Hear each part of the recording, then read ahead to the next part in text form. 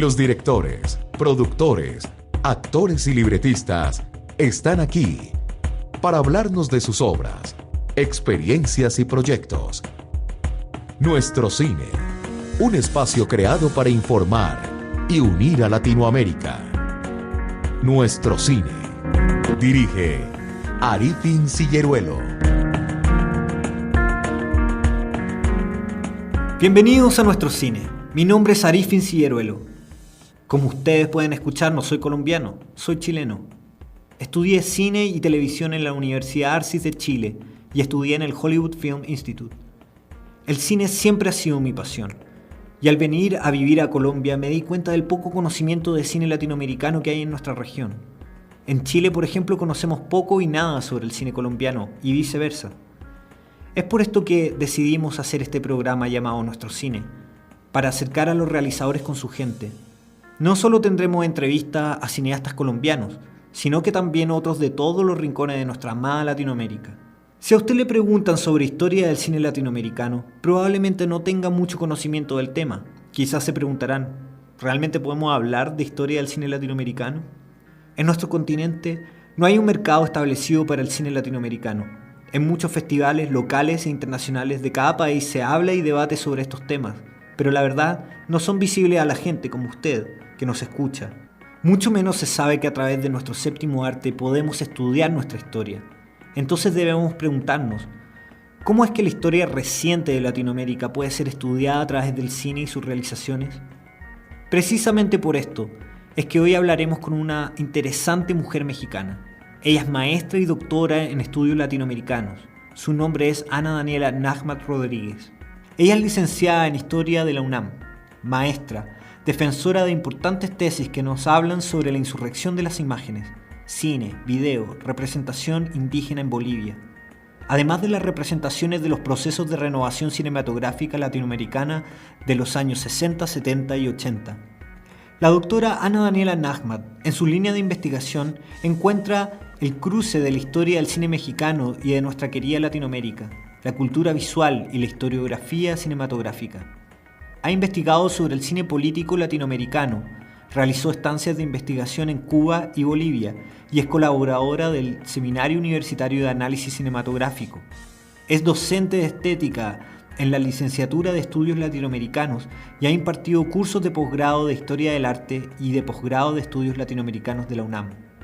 Actualmente realiza una estancia postdoctoral en el posgrado en Historiografía de la UNAM, donde desarrolla la investigación, imágenes, historiografía y política en la América Latina, con especial interés en las relaciones del cine y la revolución en Centroamérica en los años 70 y 80.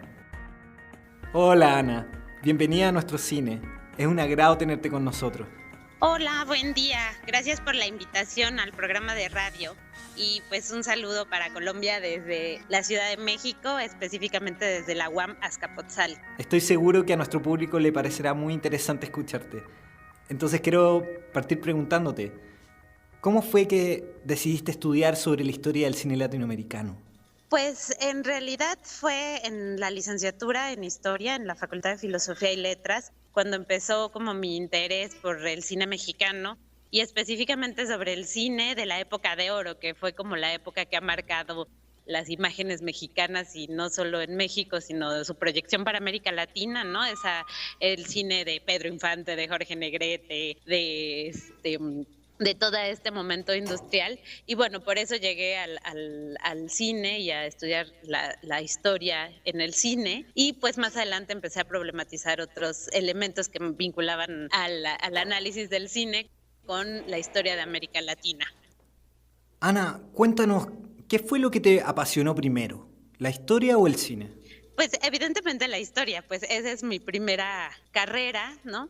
Y bueno, lo que me interesa no es específicamente la historia en sí, ni el cine en sí mismo, no puedo decir que sea como una estudiosa tal cual del cine en general. Me interesa los cruces entre la estética y la política, eso es lo que me interesa, las relaciones entre el arte y los procesos políticos, las relaciones entre el arte y la sociedad, las posibilidades que tiene el arte y las producciones estéticas de imaginar mundos nuevos, de crear o de pensar lo nuevo, y también la potencia que tienen, en este caso, las producciones estéticas y específicamente el cine, de cuestionar los órdenes sociales establecidos, ¿no? Entonces, en realidad eso es lo que me apasiona, no tanto el cine en sí, ni la historia tampoco per se, ¿no? Sino como estas funciones estéticas que tienen ambas producciones culturales, digamos así.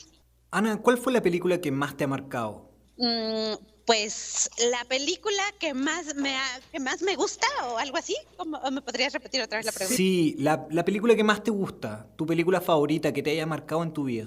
Bueno, hay un cineasta que no es latinoamericano, pero que es uno de mis cineastas favoritos, que se llama Theo Angelopoulos, es un cineasta griego que tiene una reflexión muy profunda sobre estos cruces de los que te hablaba hace un rato, ¿no? De las relaciones entre historia, entre cine, entre política. Y tiene una película que me gusta muchísimo y que justo hace referencia a estas tensiones que te mencionaba anteriormente, ¿no? Que se llama La mirada de Ulises. Yo creo que hace algunos años hicieron una retrospectiva en la UNAM sobre este cineasta y bueno, ver toda su producción y específicamente ver La mirada de Ulises me marcó. Es una de mis películas favoritas. Ana, en tu tesis, Imágenes en Emergencia, hablas de la construcción de la imagen de los oprimidos en el cine de los años 60, 70 y 80.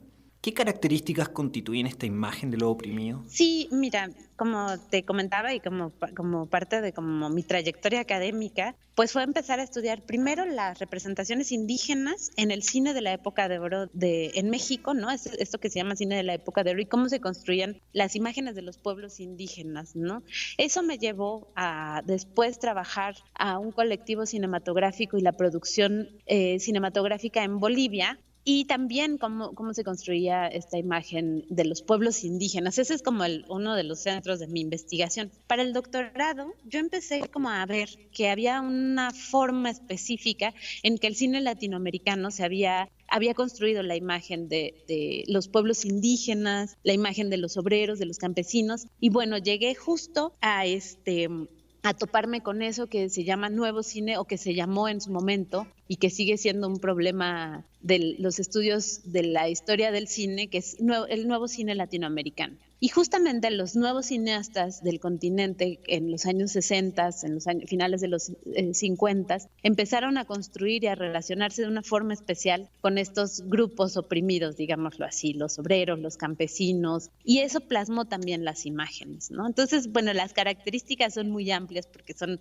muchos países y muchas formas, pero lo que está en el fondo, lo que subyace fue una relación muy especial de los cineastas con estos sujetos, ¿no? Tenemos el caso del grupo Ucamau en Bolivia, tenemos el caso de Marta Rodríguez en Colombia, Patricio Guzmán en Chile, ¿no? Y todos estos cineastas tenían una forma especial o han tenido una forma muy especial de retratar y de relacionarse con estos sujetos subalternos, ¿no? El caso del cine chileno y su relación con las movilizaciones de la Unidad Popular, el caso de San Ginés y su relación con los pueblos indígenas, lo mismo que Marta Rodríguez, pues han configurado imágenes muy especiales y muy importantes de estos grupos subalternos, ¿no? Dentro de la pantalla y que además les permitió emerger dentro de un contexto donde no eran vistos ellos o no aparecían realmente en el contexto de las grandes industrias cinematográficas. Ana, en tu tesis hablas de 3 momentos del cine social en el mundo. ¿Cómo se entienden estas 3 etapas del cine social? Bueno, esa es una caracterización que yo hago un poco tratando justamente de estas relaciones que tiene el cine con la política y con las formas políticas, ¿no? Y bueno, para mí es muy importante una marca como del cine social, una marca del documental, es su relación con los contextos bélicos, su relación con las turbulencias sociales, ¿no? Y entonces, bueno, estas 3 etapas son sobre todo del siglo XX, ¿no? O sea, las que yo reconozco. Una que tiene que ver con todos los procesos de cambio que vienen después de la Revolución Soviética y el periodo de entreguerras entre los años 20, 30 en Europa, ¿no? Que marca una singular mirada hacia la sociedad, ¿no? Que tiene que ver con todas las vanguardias estéticas, con todas las vanguardias y la experimentación soviética, ¿no? Pero también con el auge y la emergencia del documental en el mundo, ¿no? Otro momento que también está marcado por un periodo que tiene que ver con la guerra, que tiene que ver con la emergencia de nuevos sujetos políticos, pues es la emergencia histórica, digamos, de los años 60 y su relación tan profunda con el cine, ¿no? Con esto que se llama nuevas olas, pero también con un auge del cine político, ¿no? Que está también vinculado con la descolonización en el tercer mundo, con los procesos de insurrección popular en América Latina, ¿no? Ese sería como un segundo momento que yo reconozco. Y finalmente, en el siglo XX, yo también encuentro que hay a finales de los años 90, a finales de los años 80, principios de los 90, una emergencia también de un cine social que se está transformando también, porque los soportes, la emergencia de los pequeños formatos, la emergencia del video, transforma el cine social. Esos serían como los 3 momentos del siglo XX a grandes rasgos, ¿no? Que también tienen que ver, como te decía, con estos momentos de guerra y como con estos momentos de emergencia social, digamos, y de emergencia de la movilización social, ¿no?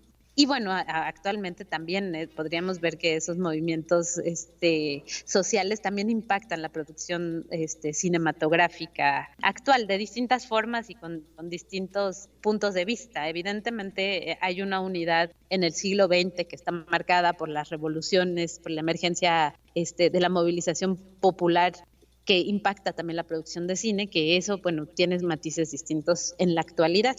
O sea, en resumen, tú reconoces que la primera etapa del cine social en el siglo XX la podemos encontrar en los años 20, la segunda etapa en los años 60, donde emerge este nuevo cine latinoamericano, y finalmente a finales de los años 80, a principios de los 90, con la irrupción de nuevos formatos como el video, ¿cierto? Sí, muy bien. Ana, cuéntanos, ¿cómo fue que Latinoamérica pudo articular un nuevo cine latinoamericano, sincronizado en visión y en discurso entre los diferentes países de la región? Sí, bueno, hay varios elementos que se sincronizan, digamos, en un encuentro que es el Festival de Viña del Mar en 1967, ¿no? Donde se dan cita como varios de los cineastas más importantes del momento en América Latina y que después marcarán como una tendencia y unas líneas de producción estética. Y bueno, pero antes de este encuentro, del encuentro en Viña del Mar en 1967, ya había como muchos elementos que estaban configurando una visión sobre América Latina y una visión sobre el cine en la región, ¿no? Tenemos el caso de la Escuela Documental en Santa Fe, que es una de las primeras experiencias de producción y de formalización de los estudios de cine con Fernando Birri a finales de los años 50. También después de la Revolución Cubana tenemos toda la emergencia y producción cinematográfica y la fundación del ICAIC en Cuba, ¿no? Y bueno, hay un proceso de profesionalización, digamos, de la enseñanza del cine y una relación muy fuerte del cine con la universidad que se empieza a replicar en varios lugares. También en Chile, por ejemplo, hay varias experiencias de esta relación del cine con la universidad que empiezan a gestar como, primero, una profesionalización de los estudios sobre cine, ¿no? De los estudios, no sobre cine, sino de la producción cinematográfica, una profesionalización en el campo del cine. Por otro lado, también como una emergencia de esta noción de la idea de revolución y también de crítica social, y bueno, pues que se genera todo como una amalgama muy interesante que desencadena en Viña del Mar en 1967, ¿no?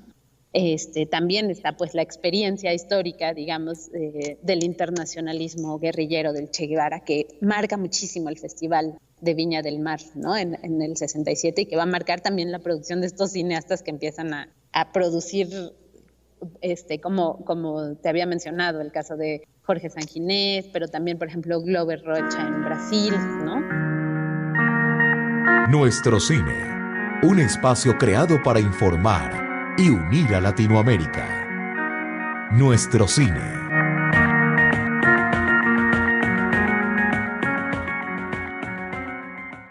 Ana, pensando que hoy vivimos en la era de la comunicación, pareciera que el cine latinoamericano está más incomunicado que nunca.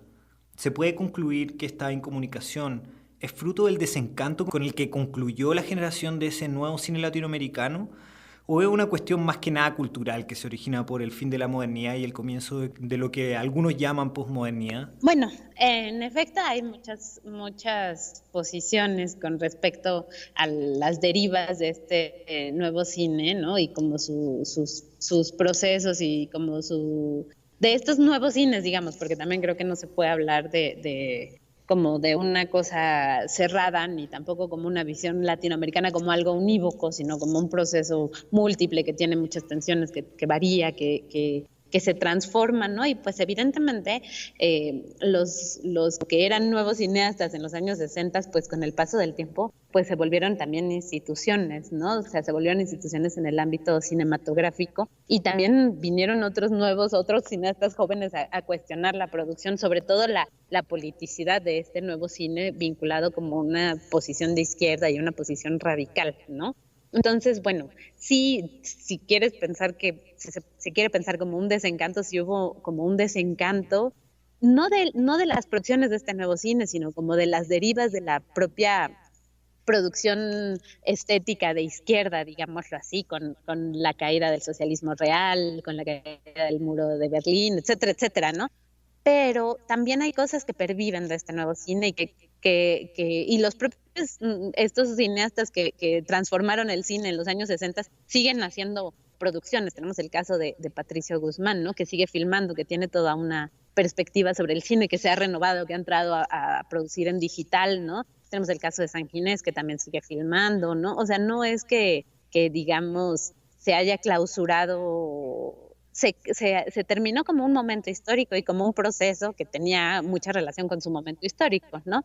Pero no así como las perspectivas y las ambiciones y las búsquedas de estos cineastas, ¿no? Y bueno, y sus relaciones también intensas, conflictivas, pero también productivas con lo que vino después, ¿no? ¿Tú crees, Ana, que puede llamarse este nuevo cine latinoamericano un movimiento propiamente tal? Pues mira, es uno de los debates de los estudiosos de ese momento, de los historiadores, de los propios cineastas, ¿no? O sea, los propios cineastas se asumieron como un movimiento. Sin embargo, esto que yo te decía, esta renovación del cine de los años 60 tuvo muchas formas, ¿no? O sea, tuvo muchas perspectivas y tuvo muchos momentos en toda América Latina, ¿no? Entonces, podemos hablar de nuevos cines en plural en todo el continente, ¿no? Y lo que pasó en Viña del Mar, donde estaban los grandes cineastas políticos, como te dije, encabezados por la vanguardia cultural de la Revolución Cubana, Santiago Álvarez, Alfredo Guevara, que dirigía el ICAIC, ¿no?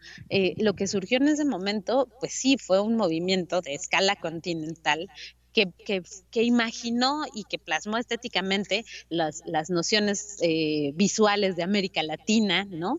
Pero no fue lo único, digamos, de renovación cinematográfica, ¿no? Por ejemplo, en México hubo un grupo que se llamó Grupo Nuevo Cine, ¿no? Donde estaban también con estas intenciones de renovar el cine. Patricio Caulen en Chile no participó, digamos, del Festival de Viña del Mar, etcétera, etcétera, pero también él rompió muchos esquemas cinematográficos en los años 60, ¿no? Y 70, lo mismo podría decirse de muchas experiencias cinematográficas en Argentina, ¿no? Entonces sí, o sea, vemos por un lado que sí hay un movimiento que se llamó a sí mismo Nuevo Cine, ¿no? De donde se encontraron algunos cineastas, fue efímero, fue muy, muy anclado a coordenadas temporales, ¿no? Específicas, y por otro lado hubo varios movimientos de renovación en todo el continente, ¿no? Y esta idea de lo nuevo va a permear, ¿no? O sea, también ahora se habla de nuevo cine argentino, nuevo cine mexicano, nuevo cine chileno, ¿no? Para hablar de otra generación de cineastas también.